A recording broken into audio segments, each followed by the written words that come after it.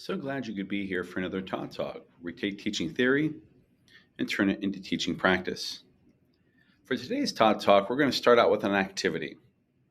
What I'm going to do is I'm going to flash up a series of numbers and letters.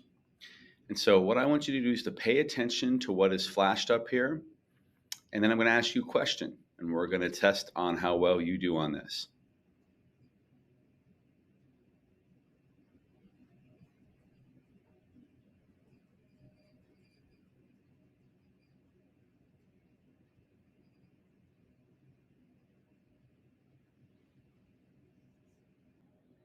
And now for your question. You were shown several numbers in the sequences, and the question is this: what single digit number were you not shown? I'll give you a few seconds to think about this. The answer is 6. Now, if you didn't get it correct, don't beat yourself about it. There were a lot of extenuating circumstances that made this a very difficult question. So one thing was that there were different configurations. So for example, there were some single digit numbers and some single letters. There were sometimes multiple digits or multiple letters. Sometimes it was a mix of numbers and letters. And so that can cause some confusion. The second thing that made things more challenging is that some were on for longer periods of time than others. So one may have only been up for a single second, and one might have been up there for 5 seconds. And so you had to be really quick with what you were paying attention to. The third thing is that there may be some confusion. So there was an H and a 0, but that could have easily been mistaken for an O. At one point, there was a lowercase l shown, and that could have been mistaken for a 1. And so there might have been some confusion with some of that as well. A fourth thing is that I was talking during the first few numbers and letter sequences. And so you are having to multitask. You're having to listen to the directions I was giving and pay attention to what you were seeing on the screen.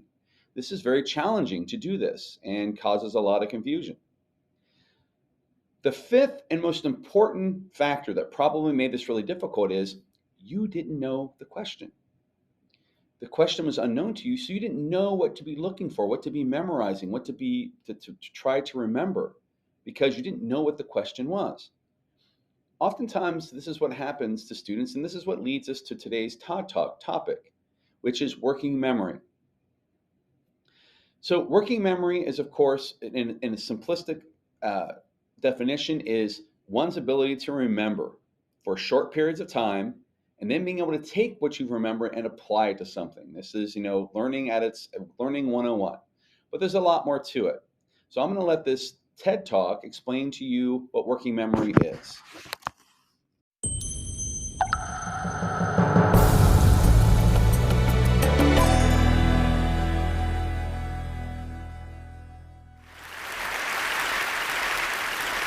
So yesterday, I was out on the street in front of this building, and I was walking down the sidewalk, and I had company, several of us, and we were all abiding by the rules of walking down sidewalks. Okay? We're not talking to each other, we're facing forward, we're moving. When the person in front of me slows down, and so I'm watching him, and he slows down, and finally he stops. Well, that wasn't fast enough for me. So I put on my turn signal, and I walked around him. And as I walked, I looked to see what he was doing, and he was doing this. He was texting, and he couldn't text and walk at the same time.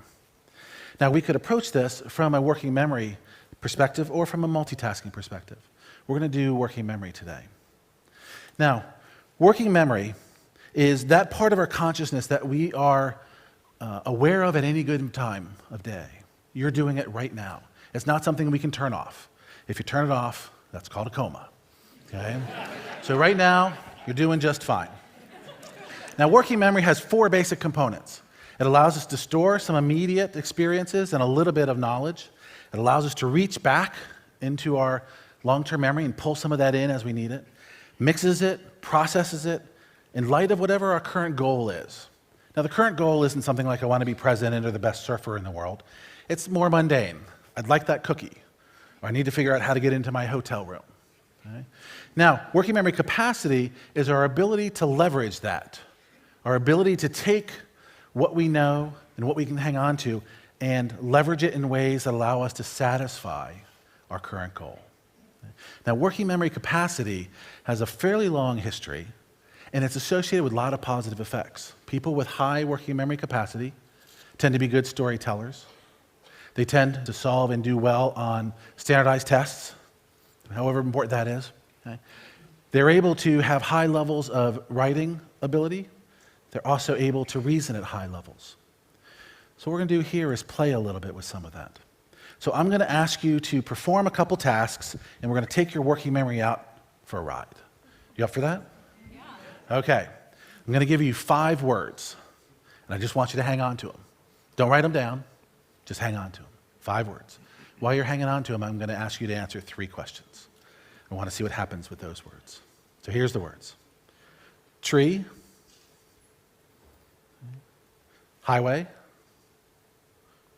mirror, Saturn, and electrode. So far, so good? Okay.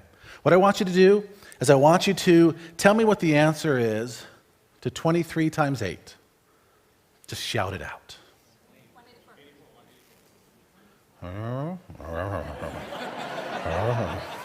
In fact, it's exactly. All right. I want you to take out your left hand, and I want you to go 1, 2, 3, 4, 5, 6, 7, 8, 9, 10. It's a neurological test, just in case you're wondering. All right. Now what I want you to do is to recite the last 5 letters of the English alphabet backwards. You should have started with Z. All right. How many people here are still pretty sure you've got all 5 words? Okay.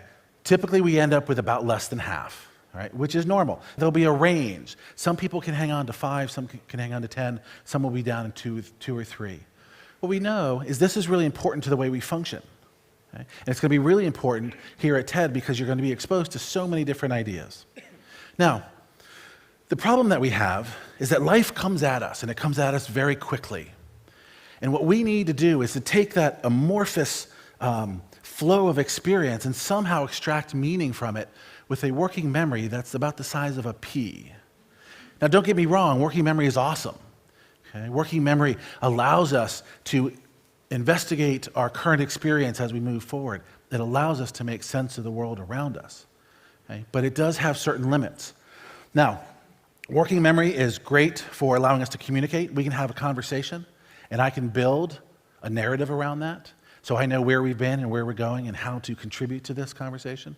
Allows us to problem solve, critical think. We can be in the middle of a meeting, listen to somebody's presentation, evaluate it, decide whether or not we like it, ask follow-up questions. All of that occurs within working memory. It also allows us to go to the store and allows us to get milk and eggs and cheese when what we're really looking for is Red Bull and bacon. Okay? Got to make sure we're getting what we're looking for. Now, a central issue with working memory is that it's limited. It's limited in capacity, limited in duration, limited in focus. We tend to remember about 4 things.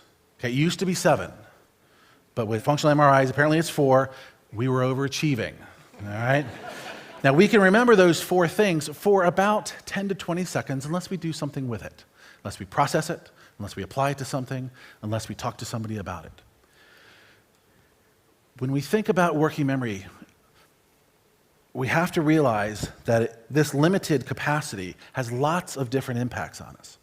Have you ever walked from one room to another and then forgotten why you're there? Okay. You do know the solution to that, right? You go back to that original room. Okay? All right. Have you ever forgotten your keys? Have you ever forgotten your car? You ever forgotten your kids? Okay? Ever been involved in a conversation and you realize that the conversation to your left is actually more interesting? All right? So you're nodding and you're smiling, but you're really paying attention to this one over here until you hear that last word go up and you realize you've been asked a question. And you're really hoping the answer is no, because that's what you're about to say. Okay? All of that talks about working memory, what we can do and what we can't do. We need to realize that working memory has a limited capacity, and that working memory capacity itself is how we negotiate that. We negotiate that through strategies. So what I want to do is talk a little bit about a couple of strategies here. And these will be really important because you are now in a information target-rich environment for the next several days. All right? Now, the first part of this is that we need to think about and we need to process our existence, our life, immediately and repeatedly. We need to process what's going on the moment it happens, not 10 minutes later, not a week later, at the moment. So we need to think about, well, do I agree with him? Okay? What's missing? What would I like to know? Do I agree with the assumptions? How can I apply this in my life?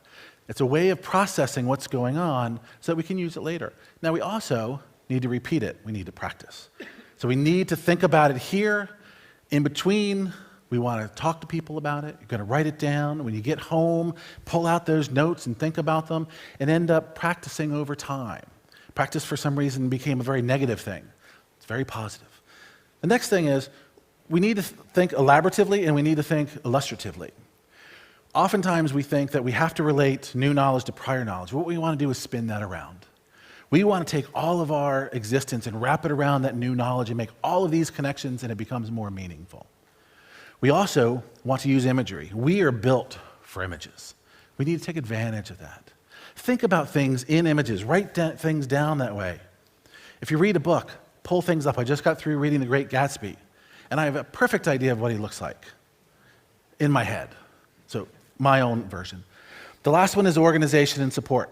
We are meaning-making machines. It's what we do. We try to make meaning out of everything that happens to us.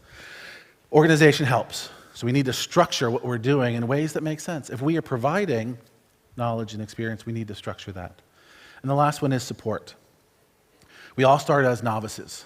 Everything we do is an approximation of sophistication. We should expect it to change over time. We have to support that. The support may come in asking people questions, giving them a sheet of paper that has an organizational chart on it or has some guiding images, but we need to support it. Now, the final piece of this, the take-home message from a working memory capacity standpoint is this. What we process, we learn. If we're not processing life, we're not living it. Live life. Thank you.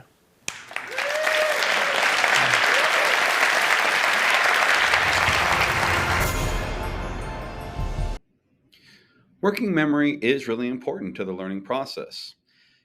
But some students and adults even struggle with working memory. And so here are some signs that they might be having difficulty with working memory. So one of these is the need to have material repeated to them. So if they don't get it the first time, they need it repeated again. They go to work, they ask the question again, and you're getting annoyed. But it may be a fact that their working memory may not be helping them to remember it. And so they have to keep asking that question.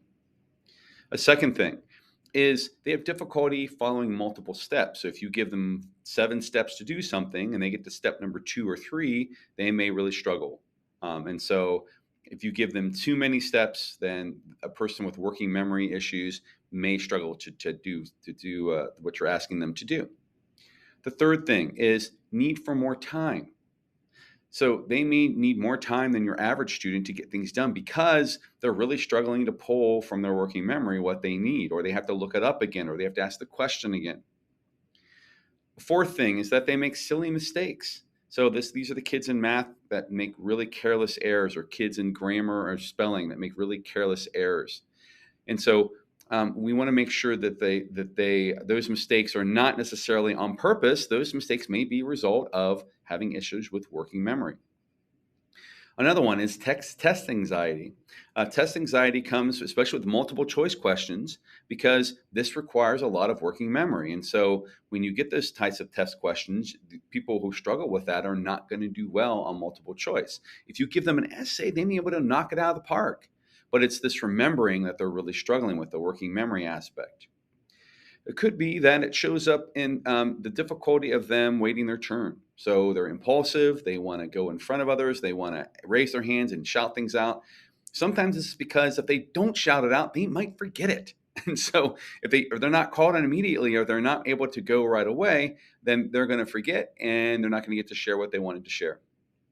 Another thing is that they may show slow progress, even though they're working really hard. So they may work really, really hard, and yet they're not really moving that fast. And so that might be a result of working memory issues. And so the question becomes, what can you as a teacher, what strategies can you employ in the classroom to be intentional about teaching working memory? Not just to students who struggle with working memory, but students in general. I mean, we use a lot of working memory, and yet as teachers, how many strategies are we providing students to memorize these things? We ask them to memorize things, but are we then giving them some strategies to help with this? So the first strategy I want to talk about is playing memory games.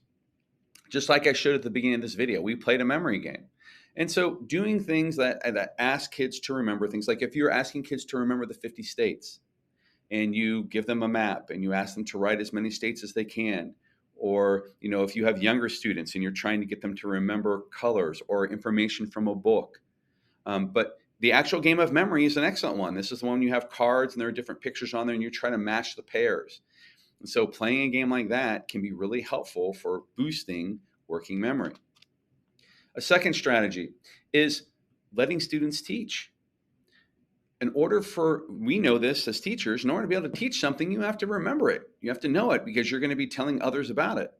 And so what this does is this allows students to move it from the working memory into something they're going to actually use. And so that they are taking what they've learned and they're going to have to teach it to someone else. So they're going to have to remember it enough to be able to do that. So that's going to make things more sticky for them. It's going to make them remember it more because they have to teach it. A third thing is active reading. We tell kids to read all the time, but do we ask questions of them? And I don't mean comprehension questions, although you can ask comprehension questions as well. But are we asking questions about what's going on? Are we looking at the big picture when it comes to what's going on? Are we asking questions of trying to predict what might happen? So active reading is not just reading, but it's reading with purpose. It's not reading to get it done, but it's reading to look for certain things. And so teaching students how to highlight or to take notes or to write in the margins. But doing this active reading is going to allow them to go back and find what they've read a lot quicker. Because how many times have you read a book and you get to the end and you don't remember entire chapters of things because there's a lot to take in. And so we can only take in, that's the thing about working memories, we can only take in so much before it starts to spill over and we're forgetting things. This is why as teachers, we often will forget student names for the very next year. We can't remember a student's name. We see them in the store and we can't replace their name because we've had to remember another 150 names. So we can only remember so many of those names before the bucket gets full. The fourth thing, and this isn't a lot of our strategies, but it's chunking. And so it's easier to remember things when they're in smaller portions. So rather than saying, hey, I want you to memorize all of the amendments in the Constitution, okay, just start with one and have them take that working memory and trying to get a basic understanding of that. But you don't want to ask them too much at one time. So chunk things into smaller parts. Another thing is you want them to be able to use multisensory cues. So for those of you who are a certain age, you know the Schoolhouse Rock songs, and you can probably sing them right now. I can sing the conjunction junction, what's your function, and but and or. They'll get you really far. I remember that because it's to the tune of a song. How many times have you heard a song on the radio and you haven't heard it for decades, and yet you can still remember the lyrics, you can still remember the words to the song. Although if you were asked on the spot, you wouldn't remember that. The music acts as a cue. And there are other mnemonic clues that you can use. Like, for example, when we're looking at north, east, west, south. So never eat soggy waffles, okay, if we're going around. Or if we're going the news route, NEWS. So there are different mnemonic devices that we can use to help kids remember things. And so we want to make sure that we help students with those by having these mnemonic devices, whether it's a song, whether it's an acronym, whatever it is. But these can make things stickier. And so for the longest time, I couldn't remember the difference between two TO and two TOO. And then someone said to me, well, TOO just means it's the same as also.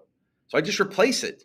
So now I can remember that every single time because I've got it in my head. Oh, I can replace that TOO with an also. If I can replace it with an also, it's the TOO. Okay. So we have to kind of train ourselves to learn some of these things. Another thing is we want to make sure that we reduce multitasking. You saw in the very beginning where I was talking and you were trying to look at things at this. We do this as teachers all the time. We're talking at students and then we're expecting them to do things at the same time. Multitasking is not an effective way to learn. Taking things one at a time and really concentrating and focusing and trying to understand what you're doing is the best way to learn. But and I know some people claim I'm really good at multitasking, and you may be good at it, but no one is great at multitasking because multitasking is really, really challenging. You're going to do all of the things pretty well, but none of them excellent. And so we need to get rid of multitasking with students and trying to get them to focus on one thing at a time. We want to make sure we use visual information. So not just we can't just speak to them. We need to write it up on the board. We need to show them a visual of some sort that helps them to remember it. They say that the picture is worth 1,000 words, and so if that they can lock that picture in, they can remember all these words as a result. So this is why sometimes when we teach, we need to use visual reminders. Because as we've talked about in previous Todd Talks, there are people who learn in different ways. We have visual learners and auditory learners and reading and writers and kinesthetic. And so making sure that you are delivering that message in multiple ways is going to be really important. Summarizing information. So when you cover a big chunk of information, do you go back and summarize that? Do you encapsulate it into something that's easier to remember rather than all this information? Can you like boil it down to like a single sentence or paragraph or an idea that they can remember? So helping them to summarize information. Probably the most important one of these, though, is making connections. Okay, showing the relevance. And this is why what we eventually want to do is take the working memory and move it into the long-term memory. This is the things that you do remember. These are the things that you don't have to worry about holding it in your head for the short term. So this is the difference between like someone giving them your phone number or their phone number and you remember it long enough to call them, but then you forget it, as opposed to remembering someone's phone number all the time. And so I know in today's day and age that's more and more difficult because everything's in our cell phone and we don't have to memorize it. But like there are sometimes you're going to be without your cell phone. You may need to know certain numbers. I always joke. We always joke like the one thing I learned in college was my social security number. Why? Because we had to give it all the time when we were going to to get our food or to the bursar or whatever. We always had to give so it was repeating it over and over and over until it went from working memory into our long-term memory. And so we remember those things. So that's the really important one. So as a teacher, and I talked about strategies you can give your students to try to remember these things, but there are things that you specifically can do. So some of these are speak less. When you speak too much, it's a lot of information to take in. Can you speak in chunks? Can you give them, I always use the acronym KISS, keep it super simple. Like give them some basics, let them do some work, and then give them some more. And I'm not saying to walk them through step by step by step. What I'm saying is don't give them like 30 minutes worth of directions and then expect them to follow those directions because there was a lot in there. So could we give them just a few directions and then let them get to work and then follow up with that? We want to be able to check for understanding. And how do we do this? We quiz students, or we make sure that we are asking them follow-up questions to try to help them remember this. So this is why when we have students read books in our classes, we then ask questions about this. Now, we shouldn't be doing quizzes and grading them on whether they did the reading. We should just be checking for comprehension. This is why when you do when you're learning things sometimes online, they'll have quizzes all the time throughout. That's trying to get the working memory to stick a little bit more. These are purposeful when they do this. I'm not a huge fan of quizzes. I'm not a fan of quizzes at all for grades, but I am a fan of quizzes for helping to remember. So doing those quizzes lets them apply what they're remembering, and it helps them to make it stick more with them. Repetition of tasks. So I talked about this before in the other one, but like think about brushing your teeth. You brush your teeth without even thinking about it. You just do it. You just know how to do it. You tie your shoe without even thinking about it. You just know how to do it. Why? Because you've taken the working memory and taken it to the longer term memory because you repeated those tasks over and over and over. Now, we don't want to repeat so much in the classroom where kids get bored, or we don't repeat so many times if a kid's ready to move on to the next thing. But we do need to find that sweet spot of repeating it enough to where kids are going to remember it because it's been brought up several times. mean, I can't tell you how many times I'll have an essential question and I'll say it at the very beginning of a lesson and never say it again. And kids get to the end and they have forgotten what that essential question was. And they've kind of gone on another place I didn't want them to go. It would have benefited me to repeat that essential question, maybe at the beginning of every class, to have it written on the board, to have it on the syllabus or the worksheets that they're getting. But having this repetition over and over and over is going to help them keep that in their head, help to remind them. Giving directions in multiple formats. So I talked about when you're talking at them for 30 minutes, but are you also giving them written directions? Are you also giving them, someplace where they like a sheet of paper where they can put it in there and then refer back to that when they need that? Because sometimes we may forget what it is we've been asked to do. And so have that as a reference is a really good thing. So as a teacher, don't just give them verbal directions. Give them written directions on the board, give them something to put in their hands, things like that to help them to remember.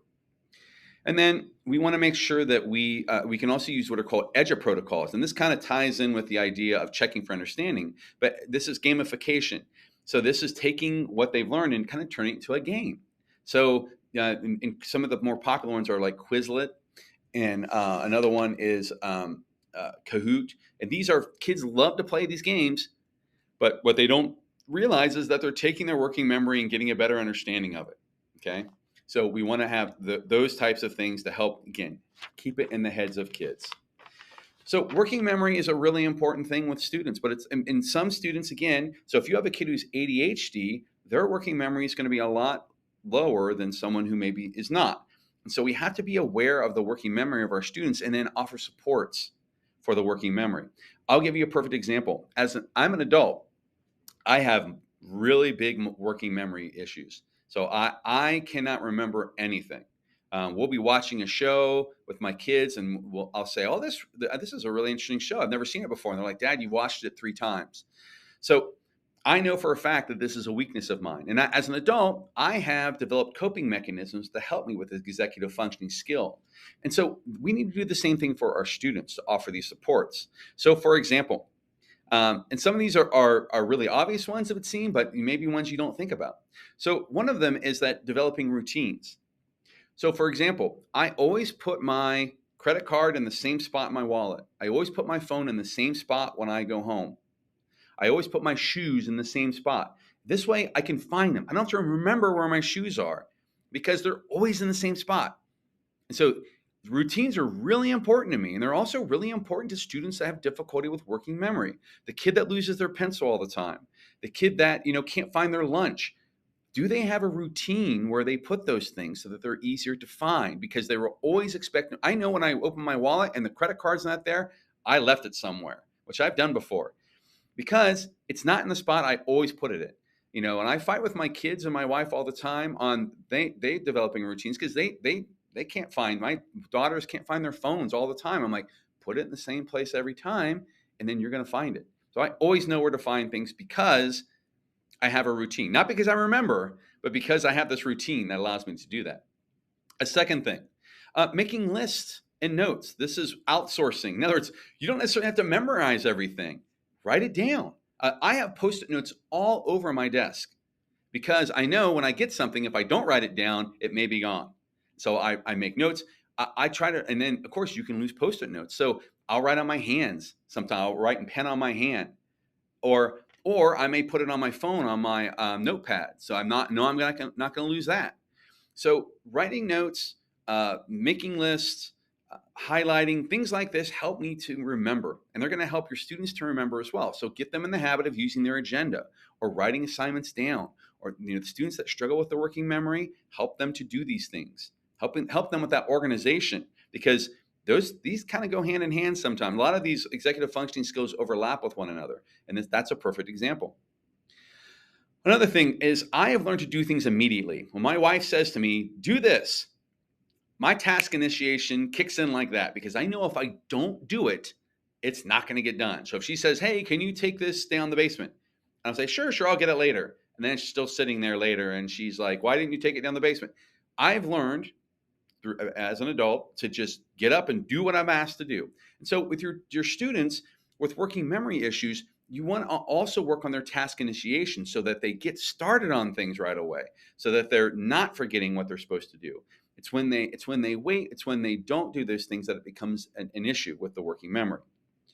Um, Avoid overexcitabilities, and you do this in the class as well. So I like to play classical music in my classroom to help kids to focus, but I don't put music that has lyrics because that can cause overexcitabilities. Okay, when I'm at a sports bar and I'm trying to talk to somebody and there's televisions all over the place, there's music playing, there's other conversations, that is very difficult for me as someone with a working memory issue, because there's so much going on that I'm so distracted. And your ADHD students are going to have this as well. They become distracted very easy. So try to get rid of these overexcitabilities or this overstimulation in the classroom, and try to make it an environment where it's easier to remember things. The last thing is, and this is a really obvious one, but getting enough sleep and exercising are, when my mind is tired, I have real difficult remembering things. Like sometimes I can't remember someone I've known for years, and I'm having a conversation with them, and I can't remember their name because my mind is tired. So keeping your mind fresh, keeping your mind rested, is a good way to help with working memory as well. And so these are workarounds that you might want to consider. So when it comes to working memory, there are several things that you can do in the classroom, but make sure that you are having some of these strategies to help students that are struggling with working memory, and also making sure that you give them, you're supporting them and giving them kind of what I would call workarounds for their working memory. So you may not be able to improve the working memory of a student, but you can show them ways to cope with that. You can show ways to, work around that so that they can take this lack of a working memory but still be able to function. Now, in order to take educational theory and turn it into educational practice, we are going to play a game of Kahoot. And this game of Kahoot is designed to help you to remember some of the things we talked about in this working memory Todd Talk. So the first question is, what type of memory is working memory? Is it short term, long term, used for cognitive tasks, or is it used for memorization? The answer is it's used for cognitive tasks. So we use it in order to apply it. So it's not necessarily short term, but we have to be able to hold it in our heads long enough to be able to apply that particular skill. Which is not a sign that a student might struggle with working memory. They need things repeated, they have careless mistakes, they get frequent headaches, or impulsiveness. The answer is frequent headaches. Although some students might get frequent headaches, it's not necessarily a sign that they're struggling with their working memory, but the other ones certainly are.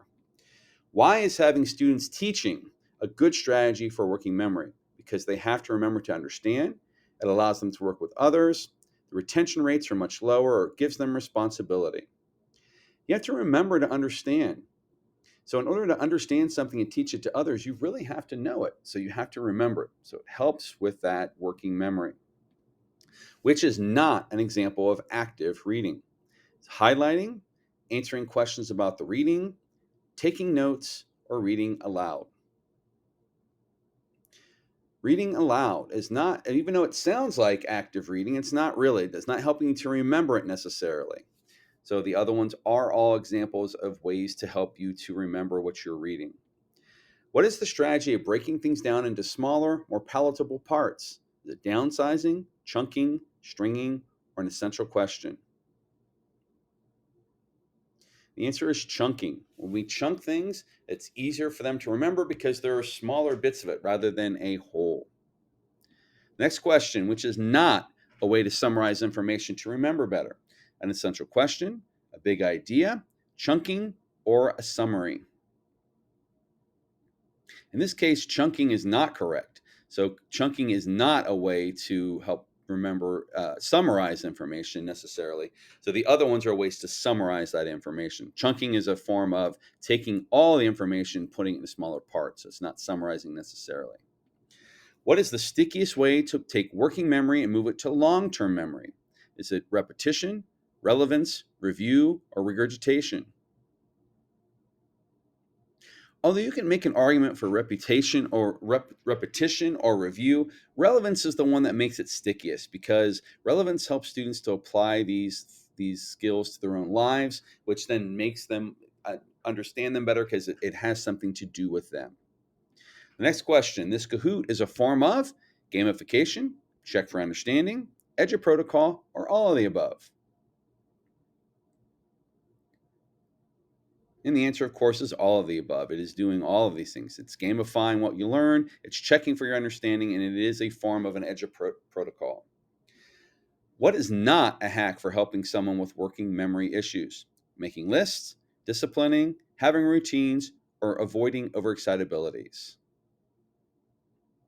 Disciplining, because we don't want to discipline kids for having poor working memory issues. We want to help them. We want to support them. We want to come up with coping mechanisms. And making lists, having routines, and avoiding overexcitabilities are all ways that students can cope with this issue.